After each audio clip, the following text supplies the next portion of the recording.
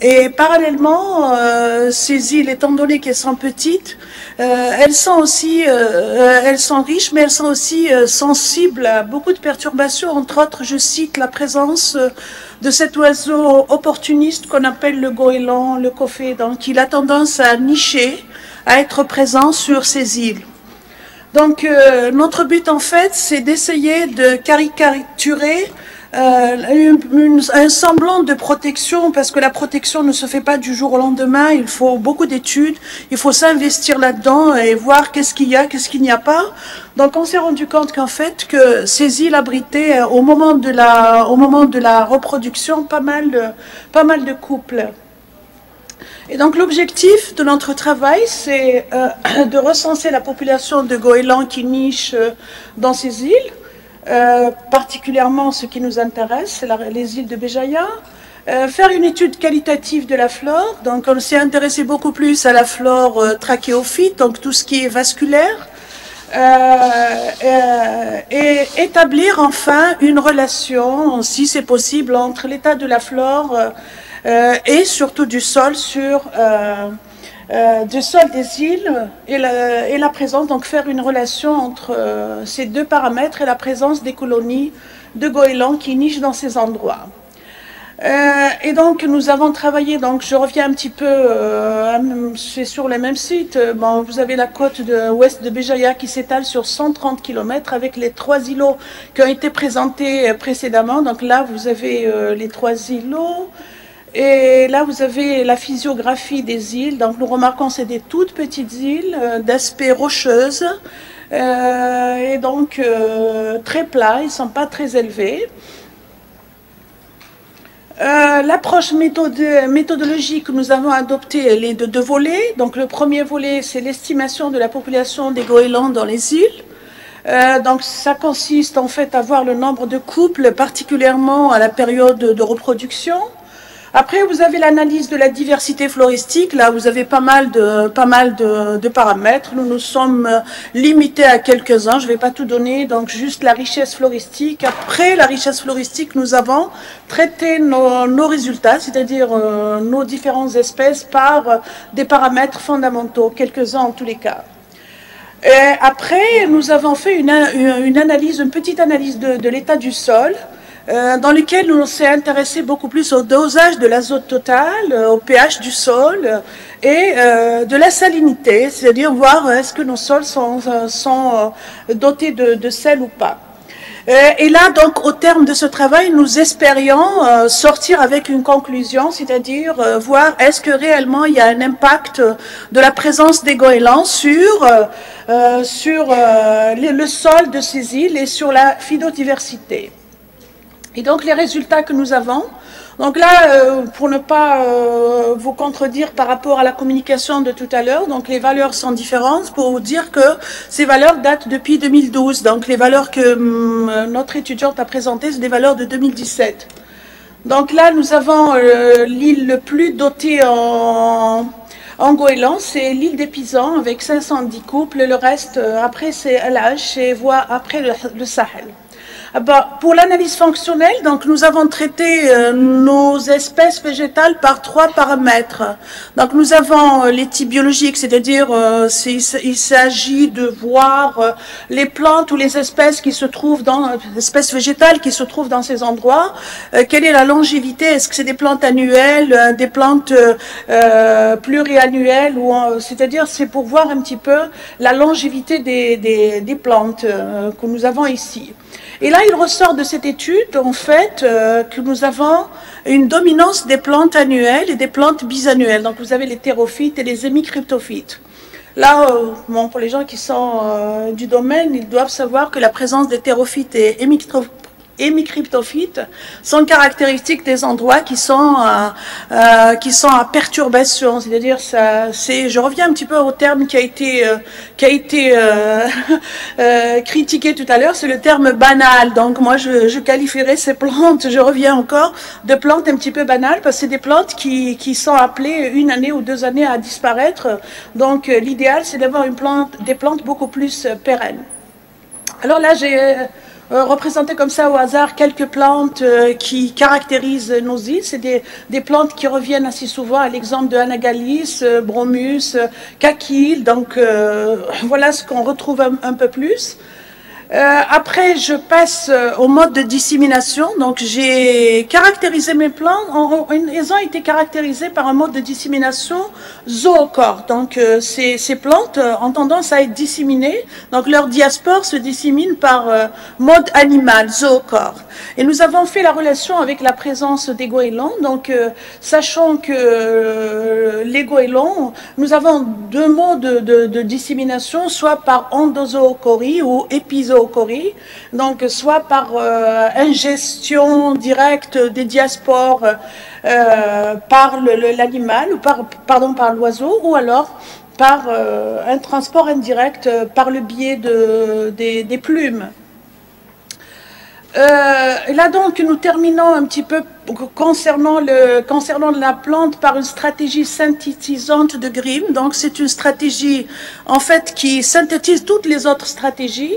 Là donc c'est une stratégie qui départage les plantes en trois stratégies, avec les stratégies intermédiaires. Vous avez les plantes rudérales, les plantes compétitives et les plantes stress tolérantes. Là, nous remarquons que tout ce qui est en rouge me permet enfin de voir, de dire que les plantes rudérales ou les plantes banales, entre parenthèses, pour les gens que ça dérange, bon, c'est des plantes banales, je suis désolée de le dire, parce que ce n'est pas des plantes assez caractéristiques, donc on peut trouver n'importe où, même dans les endroits les plus dégradés. Et c'est ça qu'on trouve malheureusement dans nos îles. Alors, pour le sol, voilà ce que nous avons fait. Nous avons donc fait l'étude du pH, la conductibilité électrique et l'azote total. Et là, pour ce qu'on a trouvé, c'est-à-dire la relation qu'il y a entre le pH et la présence des goélands, s'avère positif ou significatif pour le pH. Là, je remarque que c'est une corrélation négative. En fait, plus il y a de goélands, plus le pH a tendance à s'acidifier, c'est-à-dire le sol s'acidifie avec la présence de goélands. Et le contraire pour l'azote, plus il y a des goélands, plus l'azote total est important. Donc là, c'est là où on peut dire que le sol, il y a acidification du sol et nitrification du sol. De toutes les façons, il ne faut pas chercher tout autour. L'acidification et la nitrification découleraient sûrement des déchets, des défécations des oiseaux. Donc là, je présente quelques photos concernant l'action physique des goélands sur les sites. Là, on remarque tous par rapport à cette photo que, en général, là où il y a beaucoup d'oiseaux, beaucoup de goélands, il n'y a pas beaucoup de plantes. Il y a ce qu'on appelle une dévégétalisation du sol. Et là, bien sûr, ça donne une érosion intense. Aussi, quelque chose qui m'intéresse de près d'ailleurs, pour lesquels on s'intéresse beaucoup en ce moment, c'est justement ces défécations qui se trouvent en plus de l'érosion, en plus de la dévégétalisation, vous avez ces défécations qui sont très intenses à des endroits. Et là, on voit bien que ça atteint même les plantes, ça atteint le feuillage.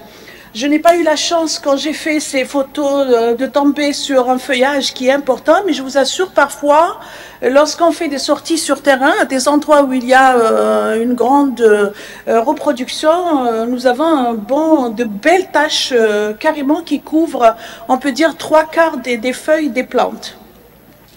Donc là, c'est ce qui nous intéresse de près, et donc on est en train d'explorer ceci. Donc là aussi, je pourrais rajouter la confection des nids qui peut se faire à travers l'arrachage des plantes. Et là, en conclusion, je dirais que bon, les végétaux qui peuplent nos îles sont plutôt des végétaux annuels, à quelques espèces près, mais en général c'est annuel. Nous avons une dominance des zoochores. On a fait la relation avec les oiseaux marins, en quelque sorte les goélands. Et vous avez la rudéralisation, c'est-à-dire qu'il y a les plantes rudérales qui dominent. Donc c'est pour ça qu'on dit la végétation est souvent banale et moins spécialisée. Et je suis sortie de cette étude en réalisant un petit peu ce schéma ou cette figure-là. Alors je dirais que les colonies, c'est une synthèse en fait. Les colonies de goélands ont plusieurs actions. Alors vous avez l'action physique, qui se traduit par les stationnements et les piétinements, donc qui provoquent la dévégétalisation, d'où l'érosion.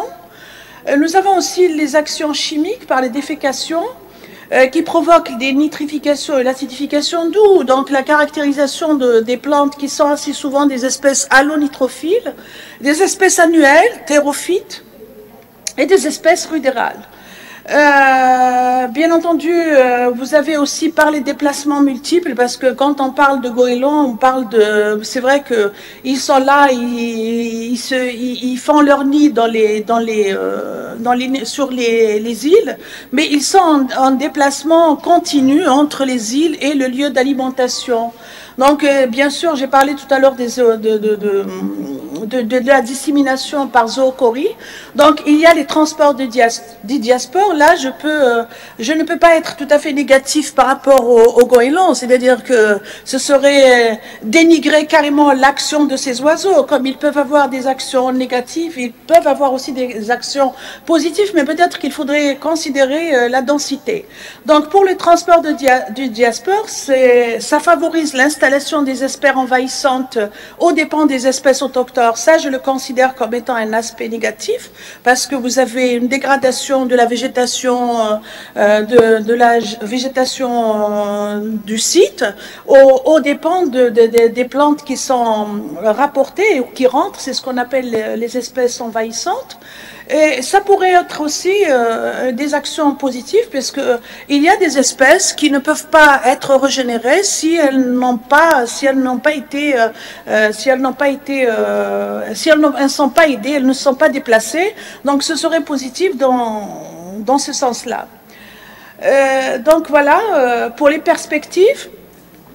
Donc je dirais qu'il serait intéressant de poursuivre le travail à long terme afin de suivre l'évolution de la population des goélands qui se trouvent dans les îles étudiées, relever les éventuels changements de la diversité végétale par des analyses diachroniques, ça c'est impératif, ressortir tous les impacts des oiseaux marins sur les sites de nidification. Donc là, on s'est intéressé juste à quelques volets.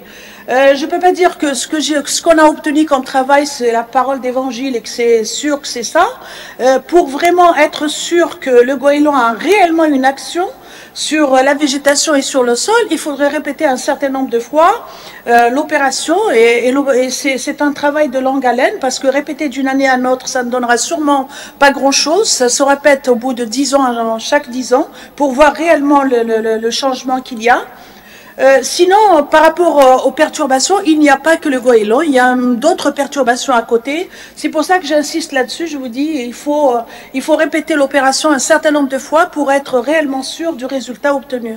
Sur ce, je vous remercie.